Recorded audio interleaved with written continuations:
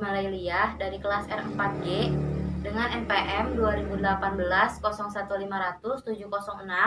Saya di sini akan menjelaskan mengenai materi layanan konsultasi pada mata kuliah konseling format khusus. Saya akan menjelaskan pengertian dari layanan konsultasi. Layanan konsultasi merupakan proses membantu klien melalui pihak ketiga atau membantu sistem memperbaiki layanan terhadap klien mereka.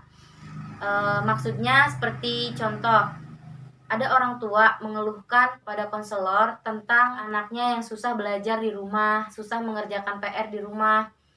Lalu si orang tua itu konsultasi, mengeluhkan permasalahannya itu kepada konselor. Nah, jadi pihak yang ketiganya itu adalah si anak yang malas dalam belajar, dan orang tua tadi itu merupakan konsulti yang melapor atau mengkonsulkan permasalahannya kepada konselor. Selanjutnya ada tujuan dari layanan konsultasi. Tujuannya itu untuk membantu memecahkan permasalahan yang dialami oleh pihak ketiga. Dan pihak ketiga di sini seperti contoh yang tadi yaitu seorang anak yang malas dalam belajar. Lalu komponen dalam layanan konsultasi. Komponen dalam layanan konsultasi itu, proses layanan konsultasi melibatkan 3 person. Yang pertama konselor, yang kedua konsulti, dan yang ketiga pihak ketiga. Nah, konselor itu merupakan, yang pertama konselor. Konselor merupakan tenaga ahli konseling pada bidang tugas pekerjaannya, sesuai dengan keahliannya. Jadi, konselor itu tidak berhak mengatasi permasalahan yang bukan pada bidangnya. Lalu konselor juga melakukan berbagai jenis layanan konseling, salah satunya adalah layanan konsultasi ini. Lalu yang kedua ada konsulti. Konsulti itu merupakan individu yang meminta bantuan kepada konselor agar dirinya mampu menangani kondisi atau permasalahan pihak ketiga yang menjadi tanggung jawabnya. Nah, bantuan ini itu diminta dari konselor karena konsulti belum mampu menangani situasi permasalahan pihak ketiga itu. Jadi, si konsulti itu melaporkan permasalahan pihak ketiga itu kepada konselor karena konsulti merasa tidak mampu apabila menangani kondisi atau permasalahannya dengan sendirinya. Jadi, konsulti meminta bantuan kepada konselor untuk bertanggung jawab menangani permasalahan pihak ketiga. Lalu yang ketiga ada pihak ketiga. Nah, pihak ketiga ini adalah individu yang kondisi atau permasalahannya dipersoalkan oleh konsulti. Menurut konsulti, permasalahan pihak ketiga itu perlu diatasi, dan konsulti merasa bertanggung jawab atas pengentasannya. Nah, jadi pihak ketiga di sini itu adalah seorang individu yang mempunyai kondisi atau permasalahannya yang sedang dipersoalkan oleh konsulti, dan konsulti konsul terhadap konselor agar konselor dapat membantu mengentaskan permasalahannya. Selanjutnya ada asas dalam layanan konsultasi. Yang pertama ada etika dasar konseling. Menurut Munro dan kawan-kawan ada 3 etika dasar dalam konseling. Yaitu yang pertama ada asas kerahasiaan, yang kedua ada asas kesukarelaan, dan yang ketiga ada keputusan diambil oleh klien sendiri. Jadi keputusan itu harus diambil oleh pihak ketiga dan bukan ditetapkan oleh konselor atau konsulti. Jadi keputusan diambil oleh klien itu sendiri. Ketiga etika ini terkait langsung dengan asas-asas konseling. Lalu selanjutnya ada kemandirian. Maksudnya dari kemandirian di sini itu, apa yang dilakukan oleh konsultan dalam layanan ini terdapat keputusan yang diambil oleh konsulti. Sama dengan yang dilakukan oleh konselor dalam layanan konseling perorangan. Dimaksudkan agar konsulti atau klien benar-benar mandiri dengan keputusannya itu.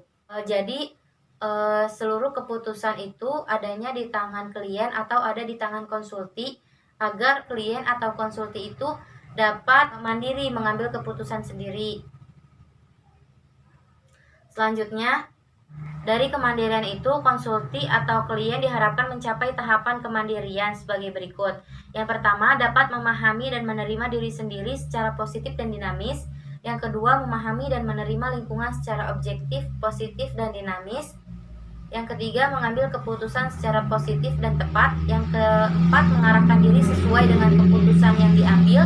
Yang kelima, mewujudkan diri sendiri. Selanjutnya, ada asas-asas yang lain.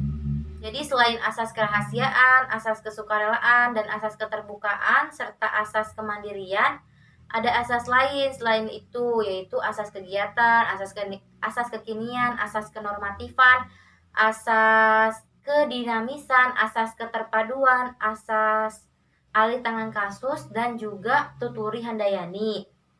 Pelaksanaan asas-asas tersebut ada dalam pelayanan konseling perorangan dan layanan lainnya dalam profesi konseling. Selanjutnya ada pendekatan strategi dan teknik. Yang pertama ada pendekatan. Perbedaan pokok antara layanan konseling perorangan dengan layanan konsultasi itu adalah pada konseling perorangan, penanganan masalahnya itu hanya antara klien dan konselor.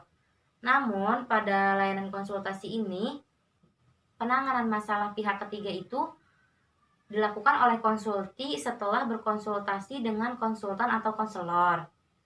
Seperti dalam layanan konseling perorangan, konselor dalam hubungan tatap muka secara langsung melayani klien atau melayani masalah yang dihadapi oleh klien dan mengentaskannya. Sedangkan pada layanan konsultasi ini, proses layanannya itu dilakukan melalui 2 tahap. Yang pertama, yaitu proses konsultasi antara konsulti dengan konsultan atau konselor. Lalu yang kedua, proses penanganan oleh konsulti terhadap pihak ketiga. Dengan kata lain, dalam konsultasi penanganan klien yang sebenarnya ditangani melalui perantara. Dalam hal ini yang menjadi perantara adalah konsulti. Yang perlu dikembangkan pada diri konsulti melalui konsultasi tidak lain adalah WPKNS, konsultasi khususnya berkenaan dengan permasalahan pihak ketiga yang nantinya akan ia tangani. Nah, WPKNS itu diantaranya yang pertama adalah wawasan. Jadi, konsulti itu perlu memiliki wawasan secara umum tentang pihak ketiga, baik itu mengenai kepribadiannya, lingkungannya, permasalahannya, dan hal-hal lain yang terkait di dalamnya tentang si orang ketiga ini. Yang kedua dari WPKNS itu adalah pengetahuan. Konsulti perlu memiliki pengetahuan yang cukup memadai tentang hal-hal yang spesifik berkenaan dengan kaitannya antara dirinya dengan pihak ketiga. Jadi konsulti ini perlu memiliki pengetahuan yang cukup yang memadai tentang hal-hal yang spesifik berkenaan dengan kaitannya antara diri pihak ketiga, lingkungan, dan permasalahannya. Lalu yang ketiga ada keterampilan.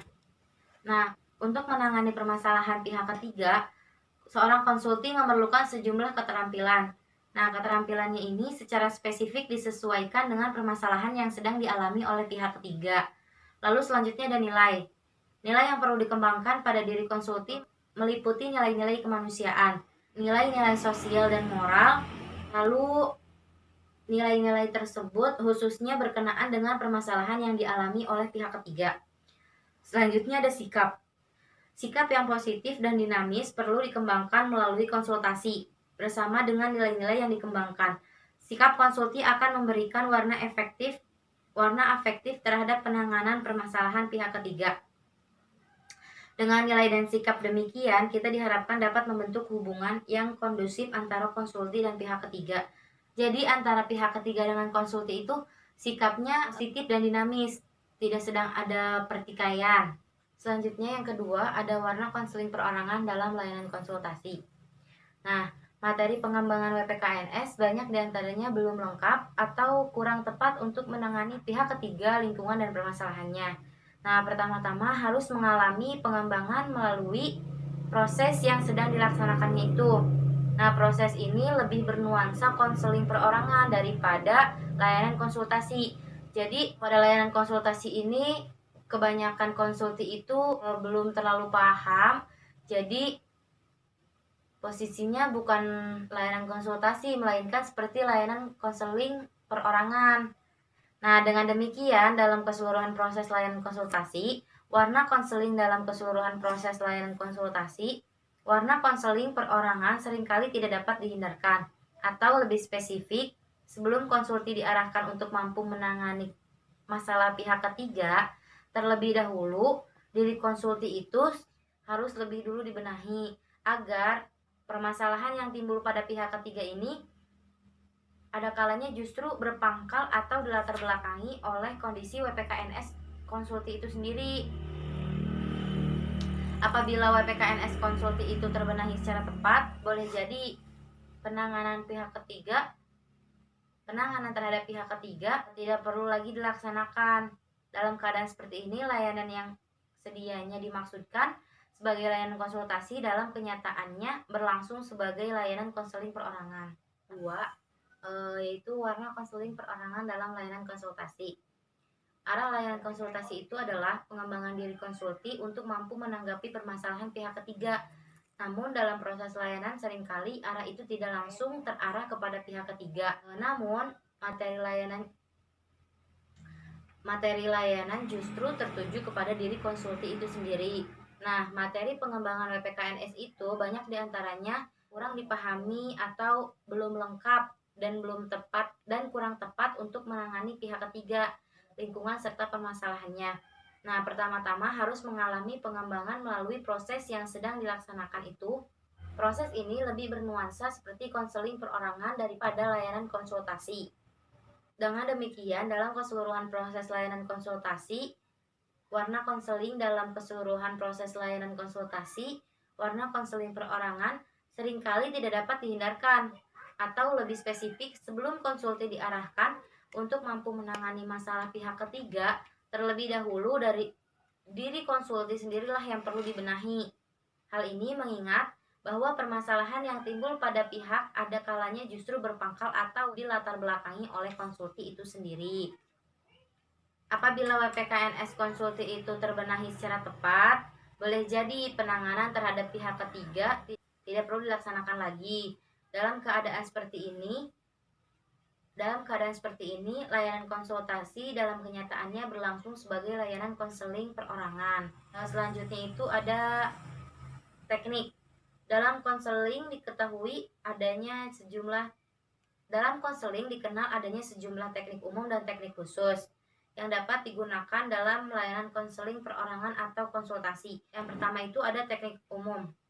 Nah, teknik umum itu merupakan sejumlah tindakan yang dilakukan oleh konselor atau konsultan. Dalam teknik ini dimulai dari menerima klien, terus mengatur posisi duduk, mengadakan penstrukturan, lalu mengadakan analisis dan diskusi tentang permasalahan yang sedang dialami oleh klien atau pihak ketiga, sampai dengan mengadakan penilaian dan laporan.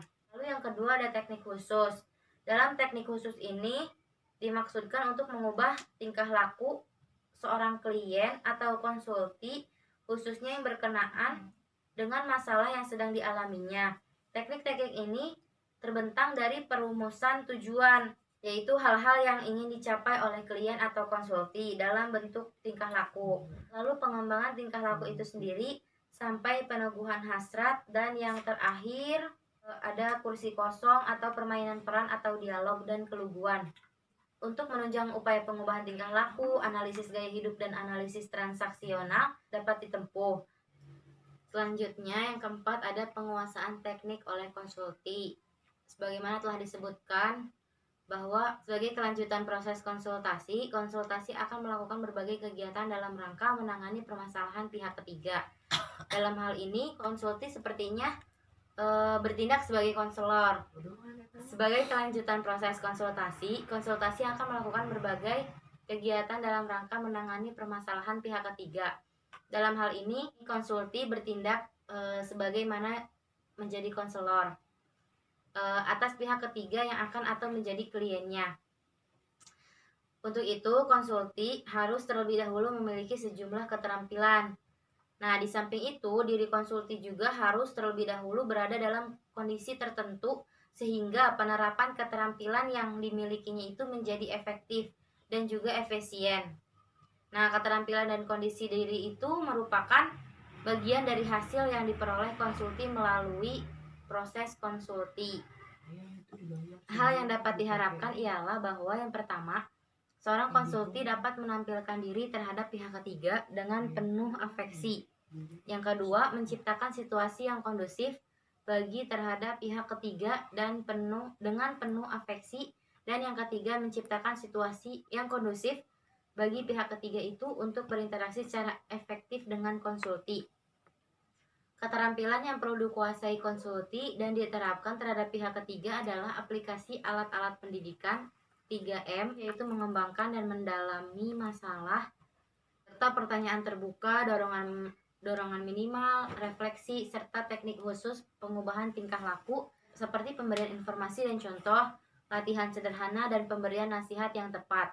Semua keterampilan itu berguna untuk meletakkan dasar hubungan dan membangun interaksi yang kondusif dan produktif antara konsulti dan pihak ketiga, dan juga mengubah tingkah laku pihak ketiga tersebut. Keterampilan lain yang perlu dimiliki oleh konsulti yaitu mengalih tangan pihak ketiga kepada konselor atau kepada pihak lain. Apabila konsulti ternyata tidak mampu menangani permasalahan pihak ketiga atau permasalahan pihak ketiga itu bukan merupakan kewenangan konselor untuk menanganinya, maka semua keterampilan di atas termasuk keterampilan alih tangan kasus dibinakan terhadap konsulti dalam proses konsultasi. Selanjutnya ada strategi BMB3. Sepanjang proses layanan konsultasi, konselor menerapkan strategi BMB3, yaitu mengajak konsulti berpikir, merasa, bersikap, bertindak, dan juga bertanggung jawab yang berkenaan dengan permasalahan yang terjadi pada pihak ketiga. Demikian pula mengajak konsulti ber-BMB3 terhadap WPKNS konsulti, khususnya dalam kaitannya dalam masalah pihak ketiga. Selanjutnya ada waktu dan tempat. Sebagaimana dalam pelaksanaan konseling perorangan, waktu dan tempat pelaksanaan layanan konsultasi sangat tergantung pada kesepakatan antara konselor dengan konsulti. Kapan dan di mana konsultasi itu dilaksanakan, kenyamanan kedua belah pihak diutamakan, dan juga di samping itu terjaminnya kerahasiaan antara konsulti dengan pihak ketiga. Lebih jauhnya, waktu dan tempat penyelenggaraan pelayanan antara konsulti dan pihak ketiga juga atas kesepakatan demi kenyamanan dan jaminan atas asas-asas konseling. Selanjutnya ada keterkaitan. Yang pertama ada keterkaitan jenis layanan. Jenis layanan konsultasi ini tidak hanya dapat diwarnai oleh konseling perorangan, melainkan dapat diawali dengan bergeser menjadi konseling perorangan. Pelaksanaan konsultasi dapat berlangsung 1 kali atau lebih di antara 2 atau lebih pelaksanaan konsultasi, apalagi dalam konsultasi berkelanjutan. Dapat dilaksanakan kegiatan pendukung seperti aplikasi instrumen, kunjungan rumah, atau bahkan konseling perorangan terhadap konsulti. Dalam keadaan seperti ini, konsultan adalah tenaga profesional yang terlebih dahulu harus menguasai pendekatan dan teknik konseling perorangan termasuk kegiatan-kegiatan pendukung. Selanjutnya ada keterkaitan kegiatan pendukung. Dalam layanan konseling dikenal 6 jenis layanan kegiatan pendukung. Yang pertama ada aplikasi instrumentasi, yang kedua ada himpunan data, yang ketiga ada konferensi kasus, yang keempat ada kunjungan rumah, yang kelima ada tampilan kepustakaan, dan yang keenam ada alih tangan kasus. Selanjutnya operasionalisasi layanan konsultasi. Layanan konsultasi hendaklah dilaksanakan secara tertib dan lengkap dari perencanaan sampai dengan penilaian dan tindak lanjutnya. Hal ini semua untuk menjamin kesuksesan layanan secara optimal. Langkah-langkah tersebut adalah sebagai berikut. Yang pertama ada perencanaan dan pengorganisasian. Sebelum melakukan layanan konsultasi, maka sebaiknya kita harus membuat perencanaan dan membuat pengorganisasian. Selanjutnya, setelah membuat perencanaan dan pengorganisasian, langkah selanjutnya yaitu pelaksanaan. Setelah melakukan layanan konsultasi, maka ada tahap selanjutnya yaitu penilaian. Hasil layanan konsultasi perlu dinilai dalam kelima ranahnya, yaitu sebagai acuan yang perlu digunakan oleh konsulti untuk pemecahan masalah pihak ketiga. Penilaian di sini terbagi dalam 3 jenis. Yang pertama penilaian segera atau laiseg.